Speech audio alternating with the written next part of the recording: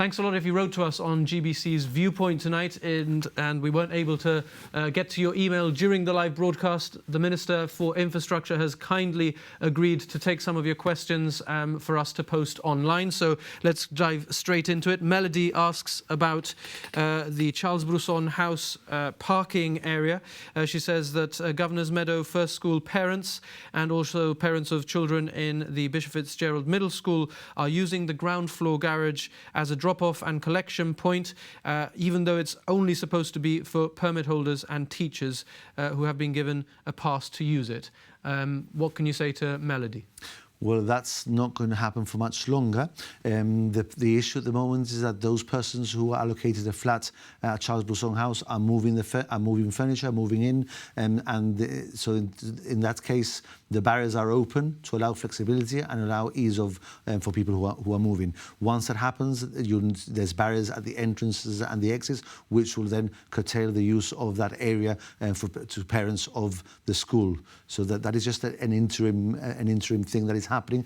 Obviously, we look for comfortable solutions, and if we want to drop our kids off at school, there's nothing more comfortable than we've seen this new place. We'll use it, and that I think that is human nature. But obviously, that won't continue for much longer. Okay, Edgar says that he lives at Cumberland Terraces and has since 2010, and he says they have been lobbying for a zebra pedestrian crossing in the vicinity with no luck, and he says that they need one urgently. In fact, with all the luck, because it's in our plan. I mean, if the gentleman has read the plan, I suppose not in its entirety, there is a zebra crossing planned between Bayview and the pavement opposite. He is absolutely right. His housing complex is a little bit of an island. So you can't, when you leave that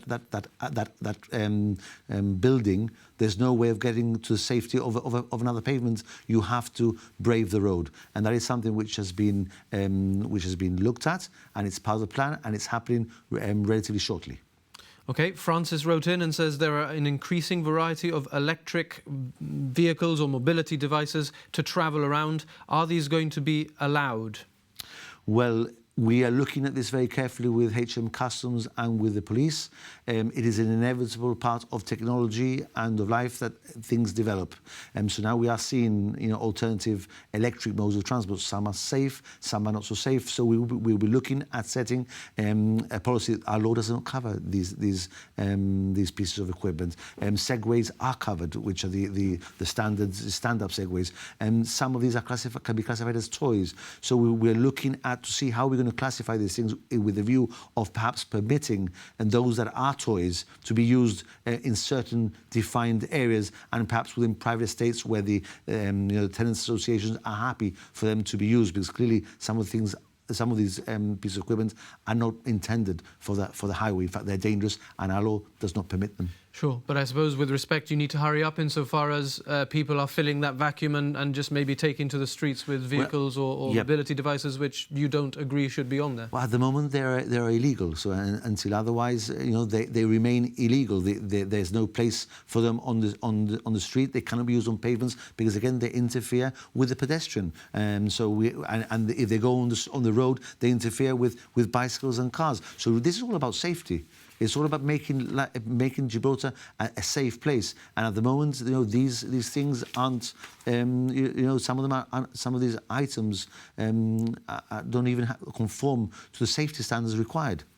Okay, a question here from Sarah, who asks, are there any plans to install a pelican crossing in lieu of the present zebra crossing by Convent Place? By Convent Place, just next to number 6, there's a zebra crossing, and I think what Sarah is asking is, are there any plans to change that to a pelican crossing, because tourists are crossing every few seconds and cause significant delay, I think she says, to the flow of traffic?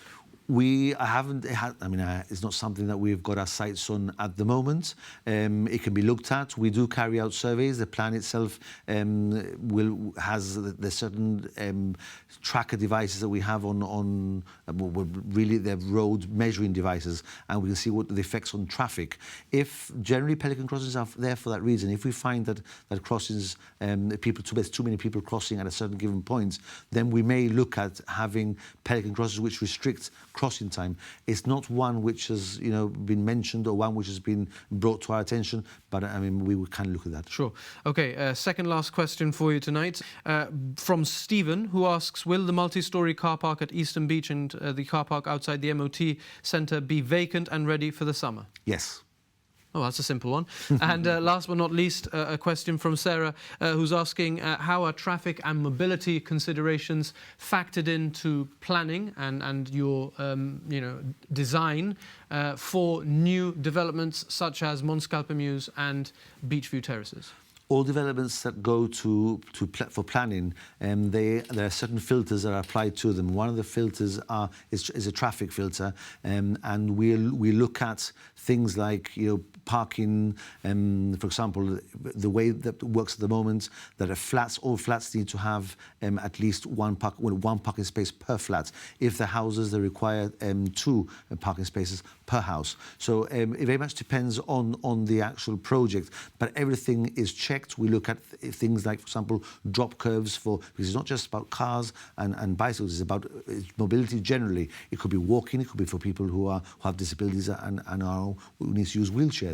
So every single project is scrutinised to see where we need to have drop curves or crossing facilities. It's very important. I mean, one of the previous questions mentioned, you know, the Rosa Road, and that is a development in the past which happened, in my opinion, without sufficient planning, which exists today, and that is why those people feel trapped in that building. They can't get across the road. So that no longer happens. We need to look at every single project to make sure that every consideration in terms of traffic and to help people along the way are actually looked at and applied as part of the planning process. Okay, well, as we've said, this is a 10-year plan, so I'm sure we'll have an opportunity to speak to you again soon about it. But for now, the Minister for Infrastructure and Planning, Mr. Paul Balban, thanks a lot for your time. Thank you very much. Thank you, Jonathan.